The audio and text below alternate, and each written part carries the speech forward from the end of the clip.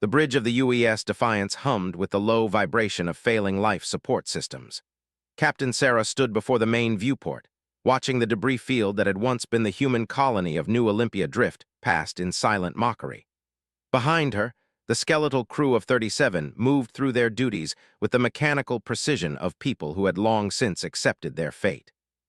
"Captain, we're receiving another transmission from the Galactic Council," reported Lieutenant Torres from the communications station, his voice carrying the same weary resignation that had infected them all. Sarah didn't turn around. She had heard this transmission, or ones very much like it, 17 times in the past 3 months. "Put it through, Lieutenant." The holographic display flickered to life, revealing the elongated features of Counselor, whose species had dominated galactic politics for the better part of 2. His 6 eyes regarded the human captain with barely concealed contempt. "Captain of the vessel Defiance," the alien began, his translator rendering his words in clipped, emotionless tones. "The Galactic Council has reviewed your latest request for military assistance against the Advance. Once again, we must decline. The human species has proven itself incapable of meaningful contribution to galactic security. Your technology is primitive, your tactics are crude, and your vessels are little more than scrap metal held together by desperation." Sarah's jaw tightened, but she kept her voice level. "Counselor, they have destroyed 6 human colonies in the past year. We're not asking for charity. We're offering to fight alongside Council forces." This laugh was like the sound of breaking glass. "Fight! Your species cannot even defend its own settlements. The Defiance is a perfect example of human inadequacy. A destroyer-class vessel nearly 2 centuries old, crewed by rejects and outcasts, commanded by a captain whose own military academy deemed her unsuitable for command. What possible use could such a vessel be to civilized warfare?" The words stung because they were true. The Defiance had been built during humanity's first tentative steps into space, when they still believed that sheer determination could overcome technological disadvantage. She was a relic, her armor plating patched and repatched, her weapons systems jury-rigged with components that hadn't been manufactured in decades. Her crew was indeed composed of misfits, officers who had been passed over for promotion, enlisted personnel with disciplinary problems, and specialists whose ideas were considered too radical for mainstream service. Sarah herself had been cashiered from the Solar Defense Force after proposing tactics that her superiors had deemed recklessly aggressive and unsuitable for modern warfare. She had spent 5 years commanding freight haulers before the desperate human government had recalled her to service as the threat intensified. "We may not have your advanced technology," Sarah replied, "but we have something that your species has forgotten, the willingness to fight against impossible odds." "Primitive stubbornness is not a tactical advantage," sneered. "They are a force of nature, Captain. They have conquered 14 star systems in the past decade. Their bioships are impervious to conventional weapons, their regenerative capabilities make them nearly immortal, and their hive-mind coordination makes them tactically superior to any individual species. Even the mighty fleet maintains a safe distance from space. What makes you think that a single human derelict can accomplish what entire armadas cannot?" Sarah's hands clenched into fists behind her back. She thought of New Olympia, of the 3 million colonists who had died when the bioships had descended from the sky like living nightmares. She thought of the distress calls that had gone unanswered, the desperate pleas for help that had been met with bureaucratic indifference.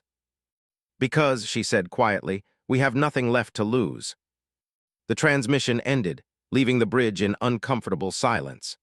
Sarah could feel the eyes of her crew upon her, waiting for orders, for inspiration, for some sign that their captain had a plan beyond the simple acceptance of defeat. "Captain," came a voice from the engineering station.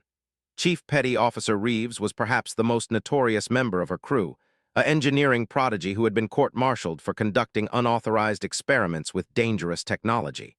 His weathered face bore the scars of one too many explosive mishaps, but his eyes still held the fierce intelligence that had made him legendary among human engineers. "What is it, Chief?" "I've been thinking about what you said to the counselor, about having nothing to lose." Reeves stood up, his massive frame dwarfing the console behind him. "Maybe that's not a weakness, maybe it's an advantage." Sarah turned to face him fully. In the 3 months since she had taken command of the Defiance, Reeves had proven himself to be both brilliant and unpredictable. His modifications to their aging systems had kept them operational far beyond what should have been possible, but his methods were unorthodox to say the least. Explain. Reeves moved to the central, his fingers dancing across the controls to bring up a schematic of their ship. Look at us, Captain. We're a joke. Ancient technology patched together with spare parts and hope. But that's also made us adaptable in ways that the Council races can't understand. Their ships are marvels of engineering, but they're also rigid. Every system has to interface perfectly with every other system. There's no room for improvisation. He highlighted several sections of the ship's blueprint. But the Defiance? She's a patchwork of different technologies from different eras. We've got plasma conduits running next to chemical explosive systems. Our shield generators are powered by fusion reactors that were considered obsolete before most of the crew was born. By every technical standard, this ship shouldn't even be space-worthy. Your point, Chief. My point is that sometimes the best weapon is the one nobody expects. Reeves' grin was slightly manic. I've been studying the bioships, analyzing every engagement record I can get my hands on. They adapt to conventional weapons, learn to counter standard tactics. But what if we hit them with something they've never seen before? Something so primitive and crude that their adaptive systems can't even recognize it as a threat. Lieutenant Torres looked up from his station. Are you suggesting we fight bioships with obsolete technology? I'm suggesting we fight them with human technology, Reeves corrected. With the kind of desperate, jury-rigged, utterly insane modifications that only a crew with nothing to lose would even attempt. Sarah studied the schematic, her mind racing. The idea was certainly insane, but then again, conventional tactics had failed spectacularly against the... Every engagement had ended in defeat for the Council forces. Perhaps it was time to try something different. What did you have in mind, Chief? Reeves' fingers flew across bringing up new displays and calculations. Well, for starters, we could reroute power from the artificial gravity generators to boost our weapons' output by 30%. It would make life aboard ship difficult, but we'd be fighting in zero gravity against opponents who are used to three-dimensional combat, Sarah interrupted, beginning to see the possibilities. They might not expect us to voluntarily handicap ourselves. Exactly, and that's just the beginning. Reeves was warming to his theme now. We could vent our atmosphere and fight with sealed suits. No life support means more power for weapons and shields. We could even jettison non-essential sections of the ship to reduce our mass and increase maneuverability. The idea was growing more appealing by the moment. Sarah had spent her entire career being told that she was too aggressive, too willing to sacrifice safety for tactical advantage. Here was a ship and crew that might finally be desperate enough to follow her into the kind of battle that her superiors had always feared. How long would you need to make these modifications? 2 weeks, maybe 3 if we want to do it right. But Captain, I should warn you that this would be a one-way trip. Once we make these changes, the Defiance won't be suitable for anything but combat. We'd be burning our bridges, literally and figuratively. Sarah looked around the bridge at the faces of her crew. She saw fear there, certainly, but also something else. Something that had been missing from their expressions for months: hope. Chief, I want you to start working on those modifications immediately. Lieutenant Torres, send a message to Earth Command. Tell them that the Defiance is going hunting. Hunting, Captain.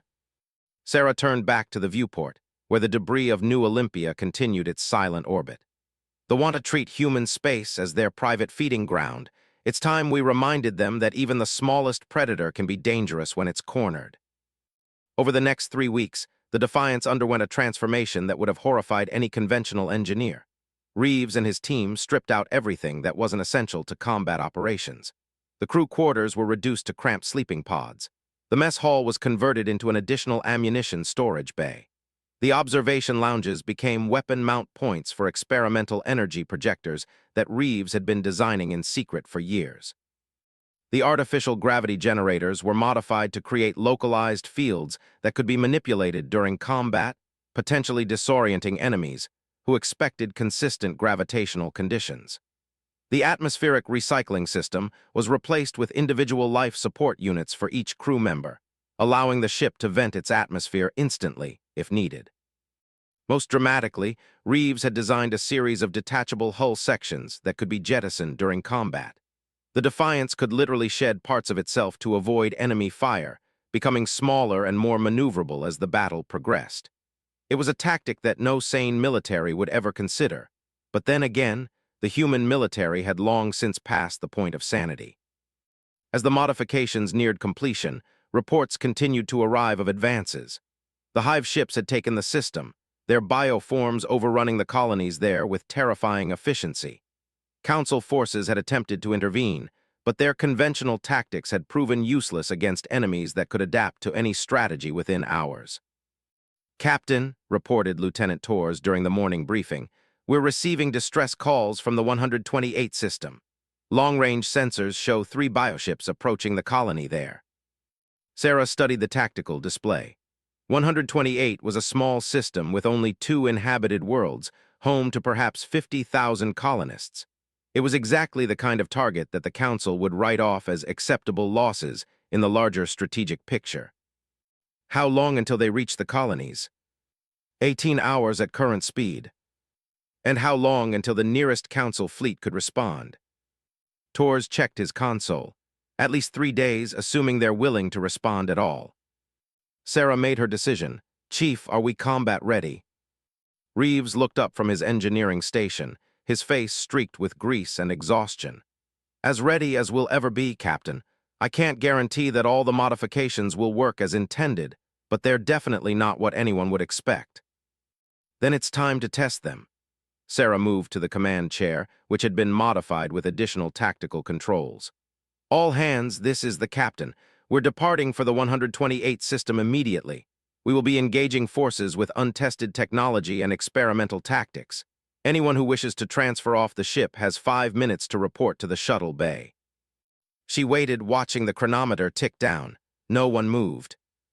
"Very well, helm, set course for 128, maximum speed." As the Defiance jumped to hyperspace, Sarah couldn't help but smile. For the first time in months, they were taking the initiative instead of simply reacting to disasters. It might be a suicide mission, but at least it was their choice to make. The journey to 128 took 14 hours, during which the crew made final preparations for what might be their last battle.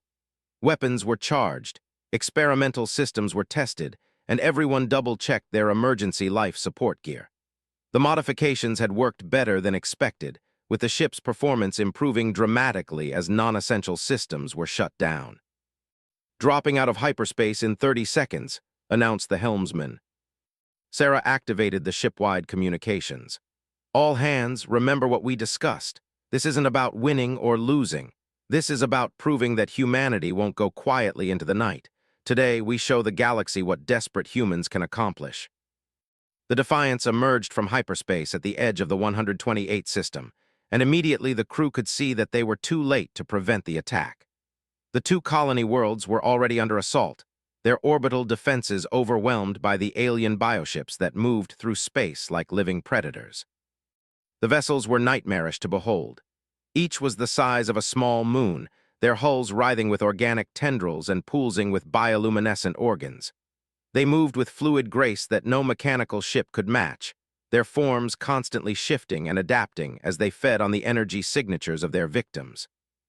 "3 bioships confirmed," reported the tactical officer.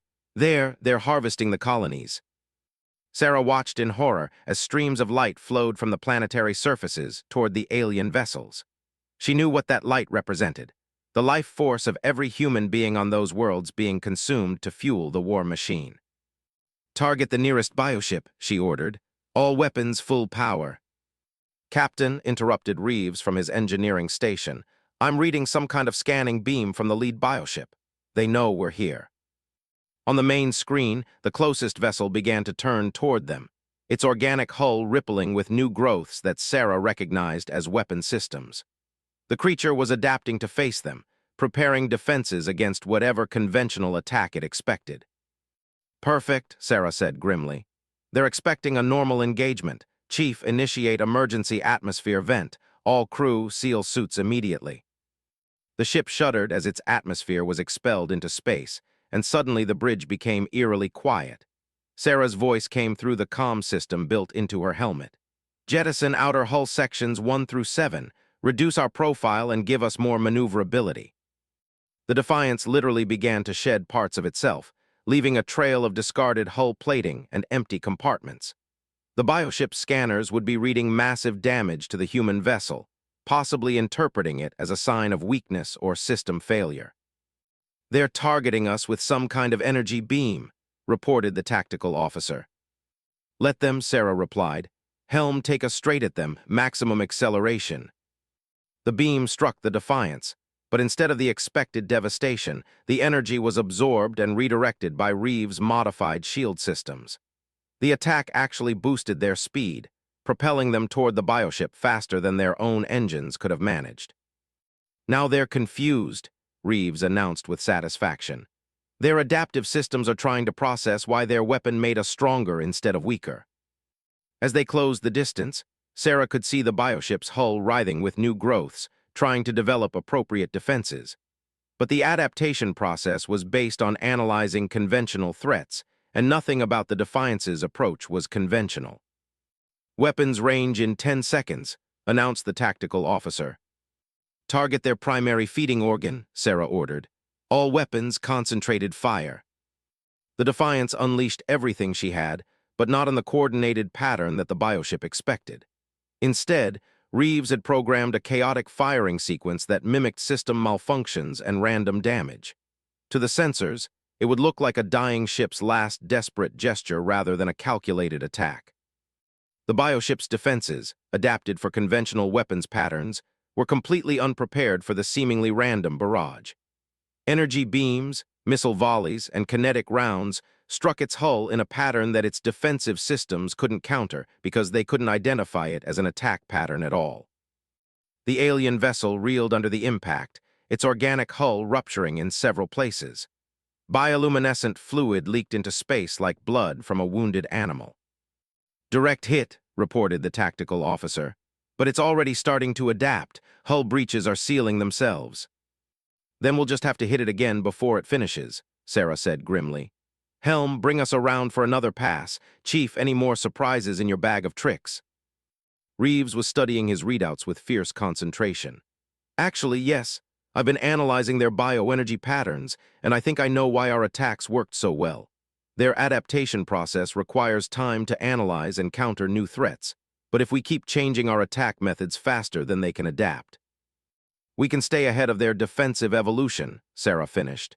"Brilliant. What's our next modification?"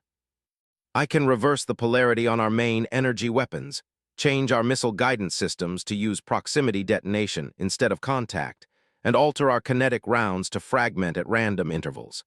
It'll be like fighting them with a completely different ship."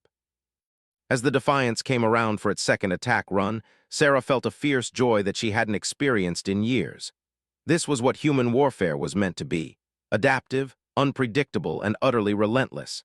They might not have the advanced technology of the Council races, but they had something that the bioships couldn't counter: the human capacity for constant innovation under pressure. The second attack was even more devastating than the first. The bioship's newly adapted defenses were useless against weapons that behaved completely differently from the previous assault. Huge sections of its hull were torn away, and its bioluminescent organs flickered and died as critical systems failed. But even as they celebrated their success, Sarah knew that the real test was yet to come. The other two bioships were moving to engage them, and each would have learned from the first one's encounter with the strange human vessel. The hive mind was already adapting to their tactics, and the next engagement would be far more difficult. "Captain," reported Tors, "the damaged bioship is withdrawing, but the other two are approaching fast, and I'm reading some kind of communication burst between them." Sarah nodded grimly. The hive mind was sharing information, preparing new countermeasures. But she had one advantage that they couldn't anticipate: a crew of misfits and outcasts who had spent their entire careers being told that their ideas were too crazy to work. "All right, people," she announced over the comm. "We've proven that we can hurt them. Now let's prove that we can beat them." The Defiance turned to face the approaching bioships, her hull gleaming in the light of the 128th sun. Behind them, the damaged vessel fled into the outer system, carrying with it the first news of a defeat that the hive mind had never expected to experience.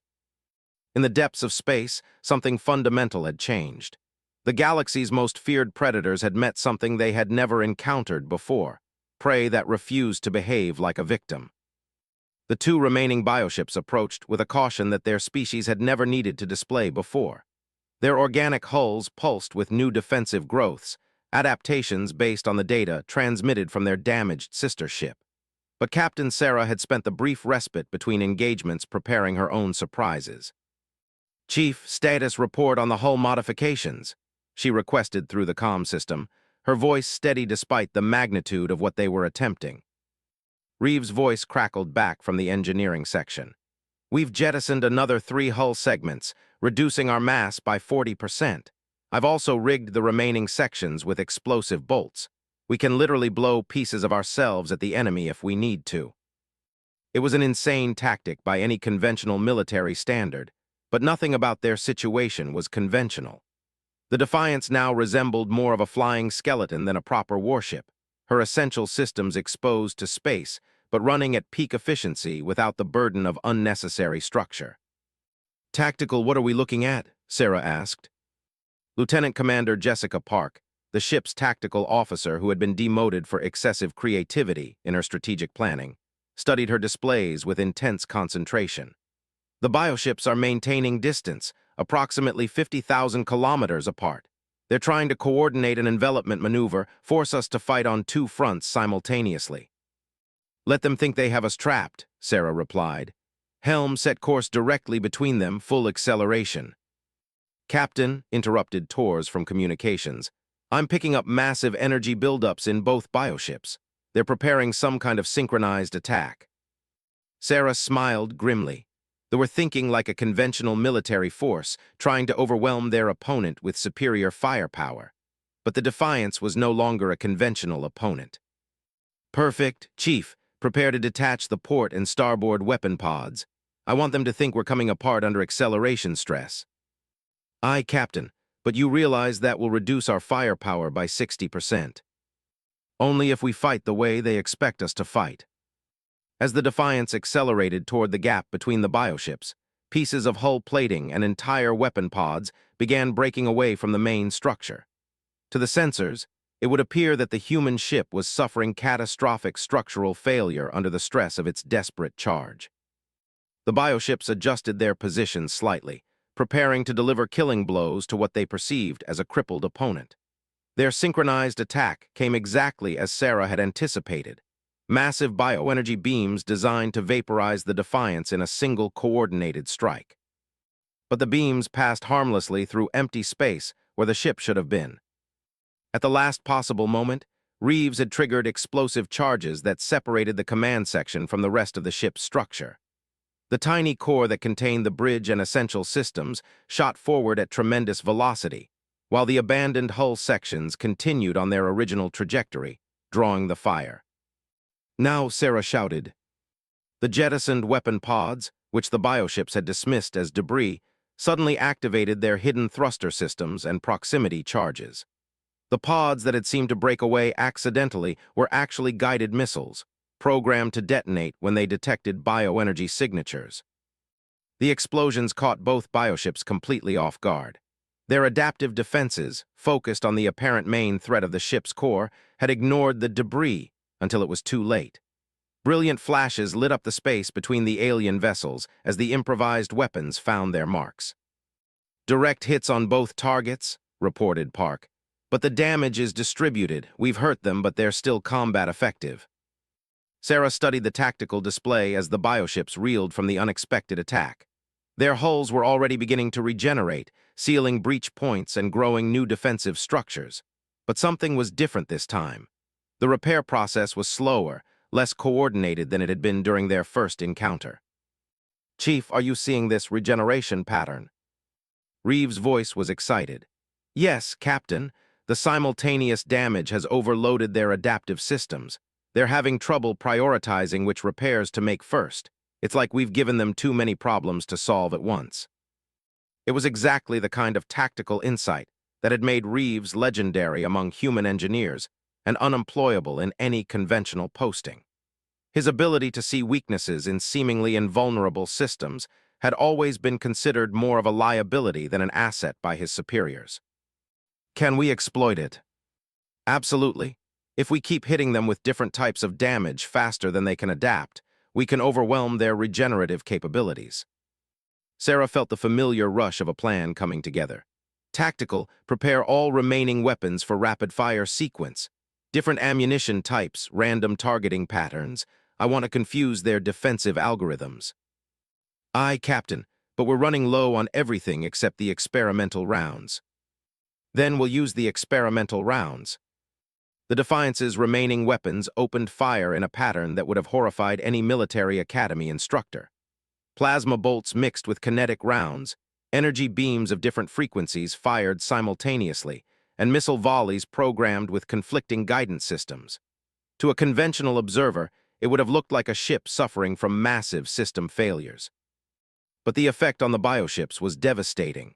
Their adaptive systems, designed to counter logical attack patterns, couldn't process the seemingly random barrage. Each time they began to develop countermeasures for one type of attack, they were hit by something completely different. The larger of the two bioships began to show signs of serious distress.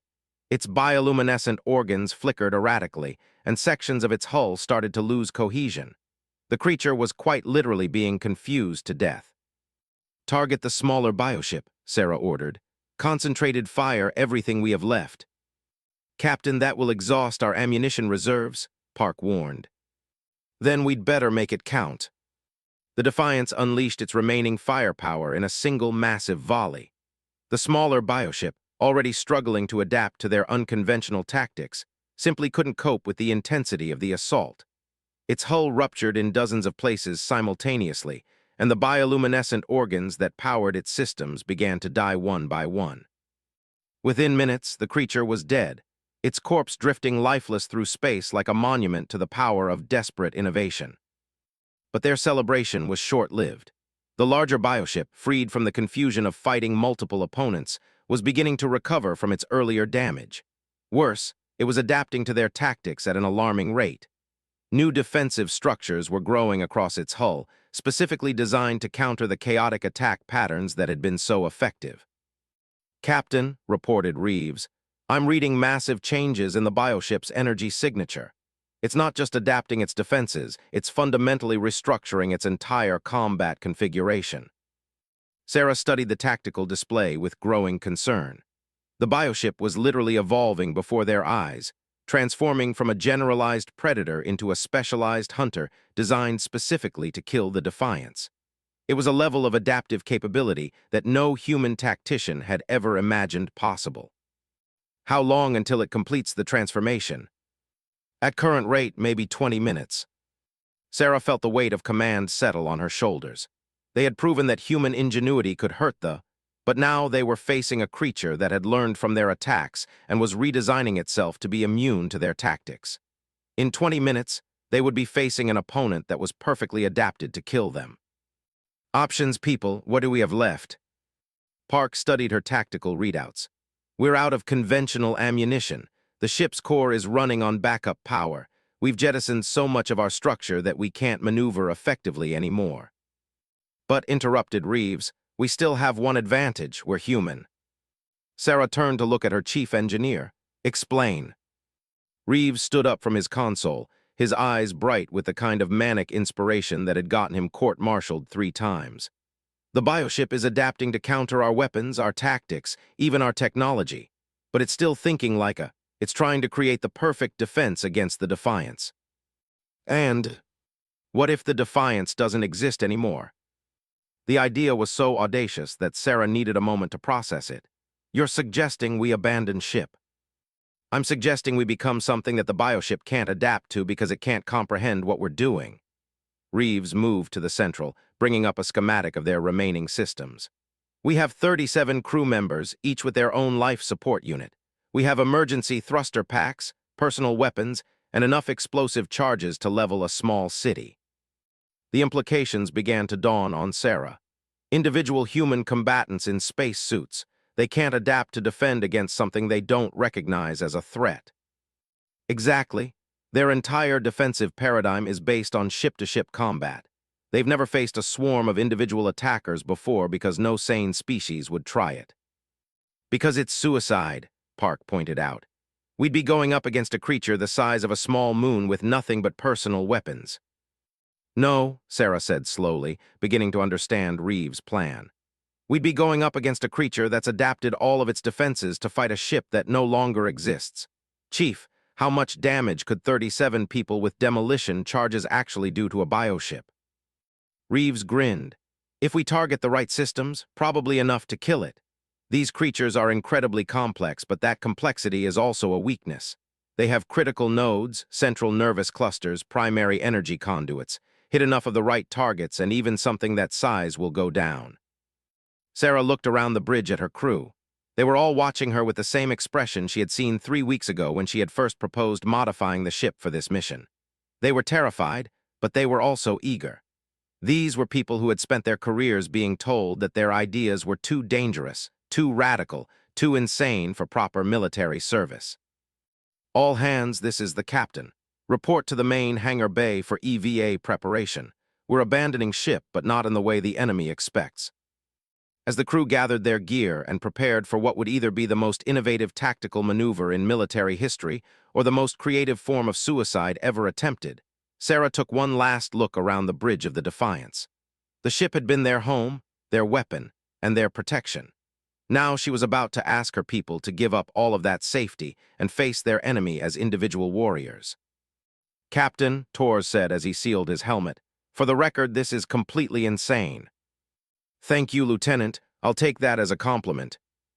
The 37 crew members of the Defiance gathered in the ship's remaining hangar bay, each one equipped with a personal thruster pack, emergency life support, and enough explosive charges to take out a building. They looked like deep space maintenance workers preparing for a routine EVA, not soldiers preparing for battle. Sarah activated the ship-wide comm for the last time. Computer, set auto-destruct sequence for 30 minutes. All hands prepare for EVA deployment. They launched from the Defiance in small groups, spreading out across a wide area as they approached the bioship. To the creature's sensors, they would register as debris from the destroyed human vessel, if they registered at all. Individual human life signs were too small and too dispersed for the bioship's macro-scale detection systems to identify as a threat. As they drifted closer to their target, Sarah could see the alien creature in terrible detail. Its hull was a writhing mass of organic tissue, covered in defensive structures that had been specifically designed to counter the weapons and tactics of the Defiance. Sensor arrays, energy projectors, and regenerative nodes covered every surface, making the bioship virtually impregnable to conventional attack. But they were no longer a conventional attack. Teams Alpha through Charlie, target the sensor clusters along the dorsal ridge, Sarah ordered through her suit comm. Teams Delta through Foxtrot, go for the energy conduits near the primary feeding organs. Teams Golf through India, you're with me. We're heading for what looks like the central nervous system. The bioship's defenses, perfectly adapted to counter ship-based weapons, were completely useless against individual infiltrators. Sarah and her team landed on the creature's hull without triggering any defensive response. The organism simply didn't recognize them as a threat.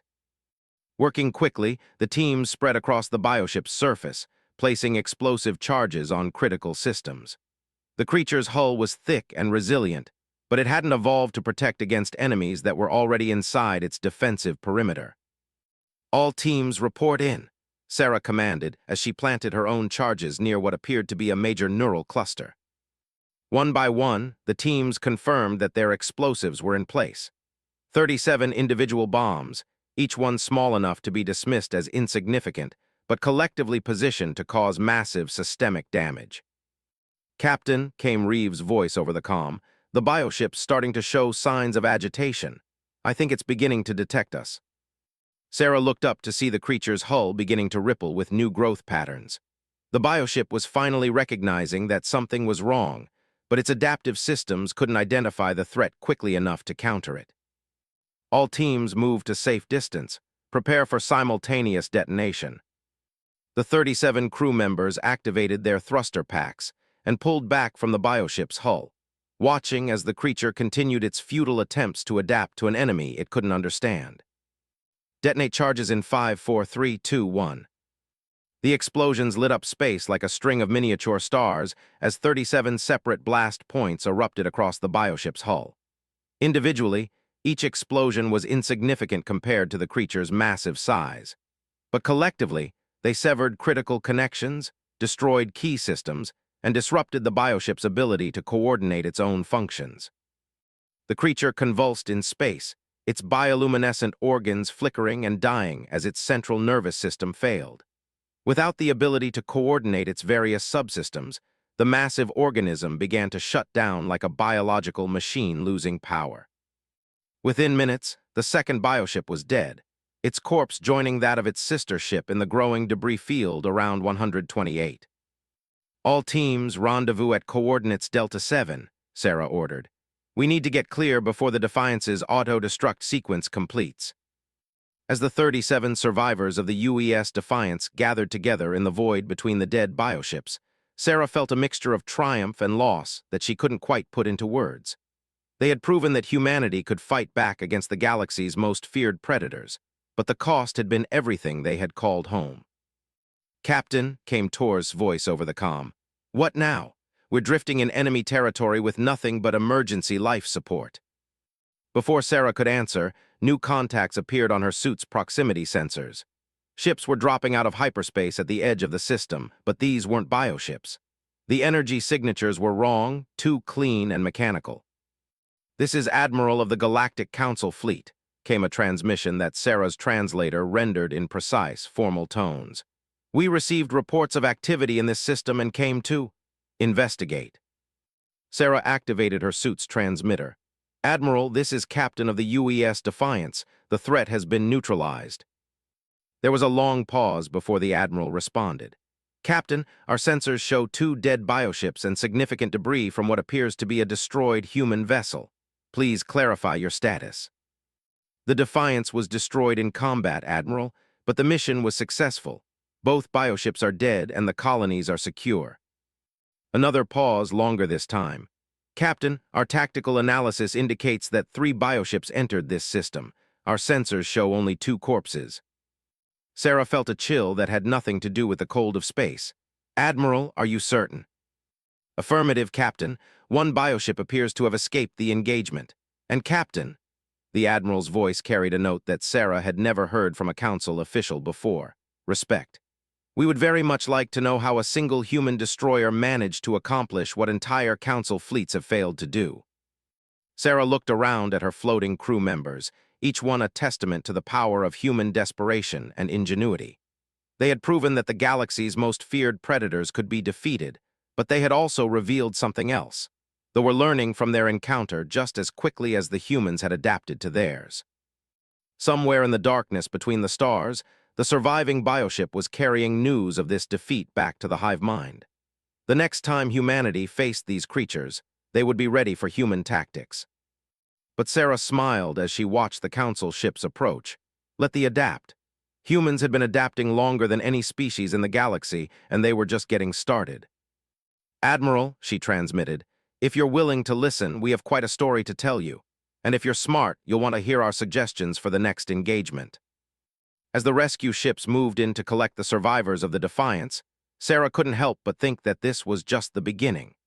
The galaxy had spent centuries dismissing humanity as primitive and worthless, but today they had proven that sometimes the most dangerous opponent was the one that everyone underestimated. The first bioship had fled, but it was carrying more than just news of defeat. It was carrying the knowledge that there was a species in the galaxy that refused to fight by anyone else's rules, a species that would rather destroy itself than accept defeat. They had wanted to test themselves against Earth's defenses. Now they would learn what it meant to face an enemy that had nothing left to lose and everything to prove. The real war was just beginning.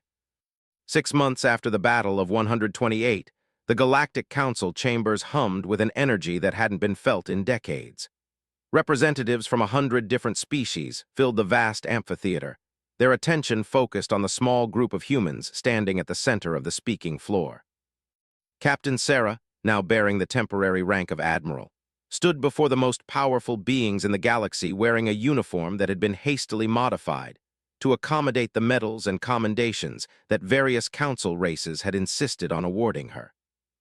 Beside her stood the survivors of the Defiance, each one now serving as an advisor to the rapidly expanding Human Defense Initiative. Chief Petty Officer Reeves had been given the resources of an entire research facility and a staff of the galaxy's most brilliant engineers. Lieutenant Torres commanded a communications network that spanned 3 sectors. The crew that had once been dismissed as misfits and outcasts now found themselves at the center of the largest military buildup in Council history. But Sarah's attention wasn't on the accolades or the politics. Her focus was on the holographic display that dominated the chamber's central space, showing the current state of expansion throughout the galaxy. The red zones indicating bioship activity had tripled in size since their victory at 128, and new reports of attacks arrived daily. "The situation is deteriorating rapidly," announced Counselor, the same official who had dismissed humanity's capabilities just 6 months earlier. His tone now carried a deference that would have been unthinkable before the Defiance's final mission. 17 systems have fallen to assault in the past month. Our conventional fleets are unable to counter their adaptive capabilities. Admiral, the Council's military commander, activated additional displays showing fleet positions and engagement records. Every time our forces develop new tactics, the bioships adapt within hours. We've lost over 300 ships attempting to implement conventional strategies against an enemy that learns from every encounter. Sarah studied the tactical information with the eye of someone who had faced the bioships in direct combat. The Council's approach was methodical and logical, exactly the kind of predictable strategy that the hive mind could counter with ease. Their fleets moved in formation, their attacks followed established patterns, and their technology remained constant throughout each engagement. "With respect, Admiral," Sarah said, stepping forward to address the assembly, "you're fighting them the wrong way." A murmur ran through the chamber. Several council representatives shifted uncomfortably at the suggestion that their military doctrine might be flawed. "Please elaborate, Admiral," requested the presiding counselor, a massive creature whose species Sarah had never encountered before. Sarah moved to the holographic display, highlighting several of the recent engagement records. "Look at these battle reports. Every council fleet follows the same basic approach. Establish formation, advance to optimal firing range, exchange volleys until one side is destroyed or retreats. It's textbook military strategy, exactly what any academy would teach." "And what is wrong with established military doctrine?" asked Counselor. "Nothing if you're fighting an opponent that uses the same doctrine. But they aren't a conventional military force. They're a biological collective intelligence that adapts to threats faster than any individual species can develop new countermeasures. Fighting them with standard tactics is like trying to cure a disease with the same medicine it's already immune to." Admiral's multiple eyes focused on Sarah with intense interest. "What do you propose?" Sarah gestured to her crew. "We propose that you stop trying to fight them like and start fighting them like humans." The chamber erupted in confused chatter as representatives tried to understand what she meant. Sarah waited for quiet before continuing. "The bioships adapt by analyzing threat patterns and developing specific countermeasures. But humans don't have threat patterns. We have chaos, desperation, and the absolute refusal to do things the way we're supposed to. Every human engagement is different because every human commander responds to crisis in their own unique way." Reeves stepped forward, activating his own holographic display. "We've analyzed the adaptation process extensively. It's incredibly sophisticated, but it has one critical weakness. It requires recognizable patterns to function. When faced with completely random or illogical behavior, the bioship's adaptive systems essentially freeze up trying to process what they're encountering." "You're suggesting we base our military strategy on random behavior?" asked another counselor, his translator rendering clear skepticism in his tone. "Not random," Sarah corrected. "Unpredictable. There's a difference. Random implies no purpose, no intelligence behind the actions. What we're proposing is intelligent unpredictability, tactical decisions based on human creativity rather than established doctrine." She activated the chamber's main display, showing a new star chart with proposed fleet movements. "Instead of sending one large fleet to each crisis point, we send 50 small task forces, each one commanded by humans trained in improvisational tactics. Each force uses different technology, different approaches, different ship configurations. The bioships can't adapt to all of them simultaneously.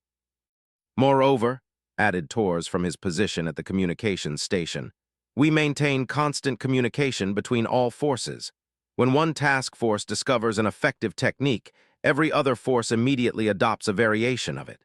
We stay ahead of the adaptation curve by constantly evolving our own tactics. The presiding counselor leaned forward in his massive chair. This approach would require extraordinary coordination and flexibility from our commanders. Most species prefer clear chains of command and established protocols. Which is exactly why it has to be humans leading this effort, Sarah replied. We specialize in making things up as we go along. We've been adapting to impossible situations for our entire evolutionary history. Give us ships, give us crews from any species willing to learn, and we'll show you how to fight a war that nobody knows how to fight. Admiral brought up additional displays showing current fleet dispositions. The resource requirements would be enormous. You're essentially asking us to scrap our entire military structure and build something completely new based on human tactical philosophy. Admiral, Sarah said quietly, how many ships have you lost using your current approach? The silence that followed was answer enough. We've prepared detailed proposals for your consideration, Sarah continued. New ship designs based on modularity and adaptability rather than raw firepower, training programs that teach improvisation instead of rigid procedure, command structures that encourage initiative rather than obedience. But most importantly, we need to change how we think about this war. She gestured to the display showing expansion. This isn't a conventional conflict between opposing military forces. This is a struggle between biological adaptation and creative intelligence. The bioships will always be able to adapt to any specific threat we present, but they can't adapt to the human capacity for constantly inventing new threats. Over the following weeks, the Council chambers became a constant hub of activity as the Human Defense Initiative's proposals were debated, modified, and gradually accepted. The process was complicated by the need to integrate dozens of different species technologies and tactical traditions into a coherent fighting force, but the humans had experience in making incompatible systems work together. Reeves led teams of engineers from across the galaxy in developing new ship designs that incorporated the best features of multiple species technologies. The resulting vessels were unlike anything that had ever been built. Modular craft that could be reconfigured during combat, equipped with adaptive systems that could switch between different technological approaches depending on the tactical situation.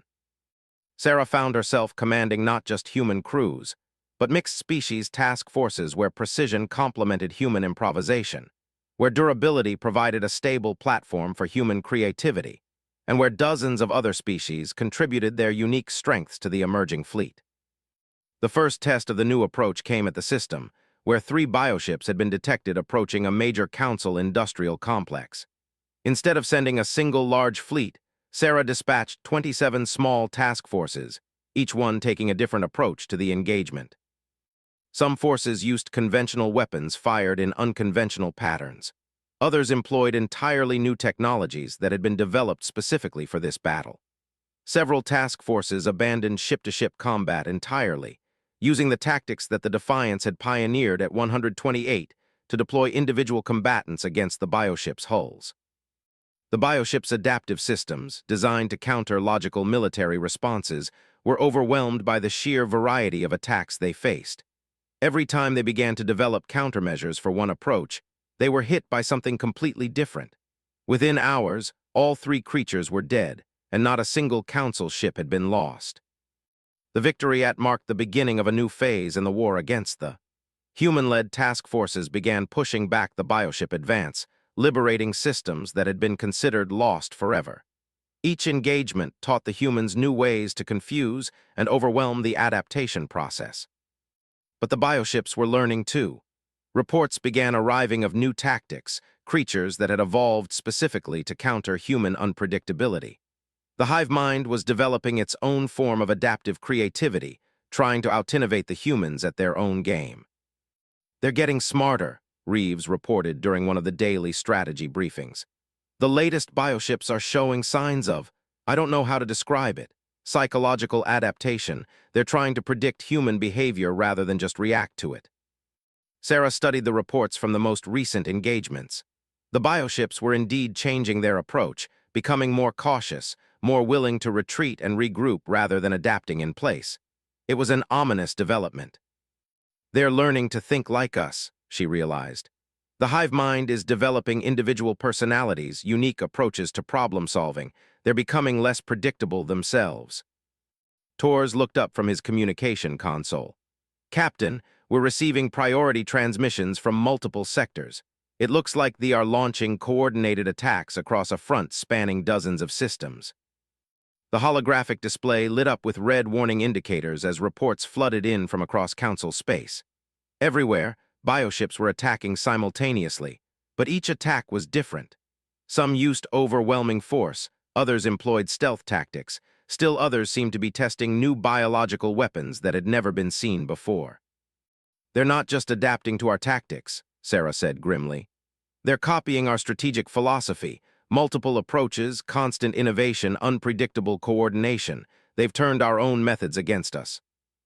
Admiral activated additional displays showing the scope of the crisis. 43 systems under attack, 17 different attack patterns identified so far. Our task forces are responding, but the bioships are countering every approach we've developed. Sarah felt the familiar weight of command settling on her shoulders, but this time it was different. For months, she had enjoyed the advantage of fighting an enemy that was predictable in its adaptability. Now she was facing opponents that had learned to be as creative and unpredictable as humans themselves. "All right," she said finally. "If they want to fight like humans, then we'll have to fight like something better than humans." "What do you mean?" asked Reeves. Sarah moved to the strategic display, her mind racing through possibilities. The bioships have learned to copy our individual creativity, but they're still a hive mind. They're trying to be unpredictable as a collective, but they can't achieve true individualism. Every bioship is still connected to every other bioship. So we stop fighting like individuals and start fighting like humanity. She activated the communication systems, opening channels to every human commander in the fleet. "All task force leaders, this is Admiral. We're implementing Protocol Omega immediately. All forces are to coordinate as a single entity while maintaining individual tactical autonomy." Tors looked confused. "Admiral, that's a contradiction. How can we coordinate as a single entity while maintaining autonomy?" Sarah smiled for the first time in weeks.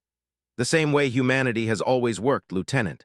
We're going to argue with each other, disagree on tactics, compete for resources, and generally act like a dysfunctional family. But when something threatens any one of us, we all respond as if it threatened all of us." She opened a channel to the entire fleet, human and alien crews alike. "All units, this is Admiral. They think they've learned to fight like humans, but they've only learned to copy our tactics. They haven't learned what makes those tactics work. The fact that we're all completely insane, but we're insane together." Across dozens of star systems, hundreds of ships received their new orders. Not tactical instructions, not strategic objectives, but something that no military academy in the galaxy had ever tried to teach: permission to fight like humans defending their family. The response was immediate and chaotic. Task force commanders began improvising not just their own tactics, but coordinated improvisations with other forces light years away. Ships that had never worked together before began supporting each other's attacks, covering each other's retreats, and sharing resources in ways that violated every principle of military logistics.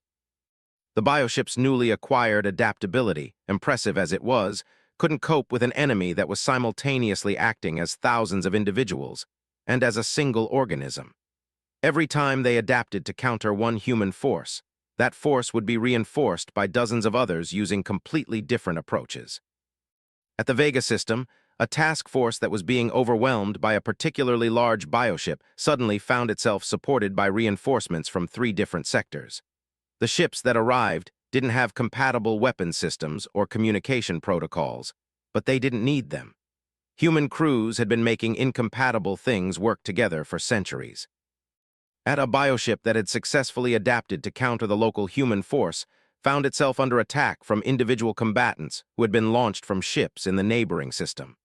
The creature's defensive systems, tuned to counter the expected human tactics, were completely unprepared for attackers who had traveled hundreds of light years specifically to exploit the vulnerabilities that their colleagues had identified. Throughout Council space, the pattern repeated itself. The hive mind, for all its newfound creativity, was still thinking like a collective intelligence. It could adapt to fight individual human forces, but it couldn't adapt to fight humanity itself. The tide of battle turned within hours. Bioships that had seemed invincible found themselves overwhelmed by attacks that came from every direction, using every conceivable tactic, supported by forces that had no business working together but somehow did. "Admiral," reported Tors as the last of the red indicators disappeared from the strategic display, "all forces are either destroyed or in full retreat. Total casualties.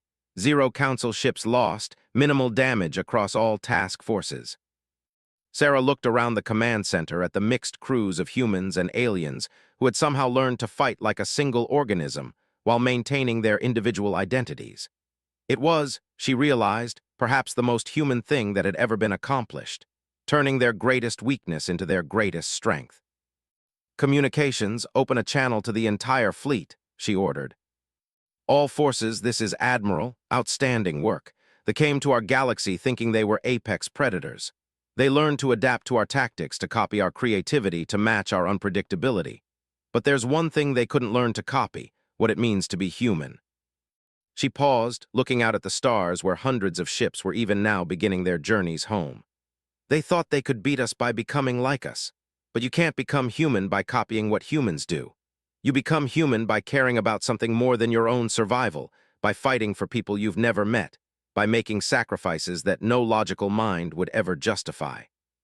Today, we didn't just defeat we proved that there are some things in the universe that can't be adapted to, can't be conquered. The galaxy has spent centuries calling us worthless, primitive, unfit for civilization. Today, we showed them what worthless primitives can accomplish when they refuse to give up." As the human fleet began its return to Council space, carrying news of humanity's greatest victory, Sarah couldn't help but smile. The galaxy would never again make the mistake of underestimating the species that had learned to turn its failures into triumphs, its weaknesses into weapons, and its outcasts into heroes.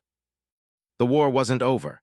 There would be other challenges, other enemies who would test humanity's resolve. But now the galaxy knew that Earth's children fought with more than just ships and weapons. They fought with the accumulated courage of a species that had never learned how to quit. They had come to conquer the galaxy's apex predators. Instead, they had awakened something far more dangerous, a species that refused to accept that anything was impossible. And for the first time in galactic history, the prey had become the hunters.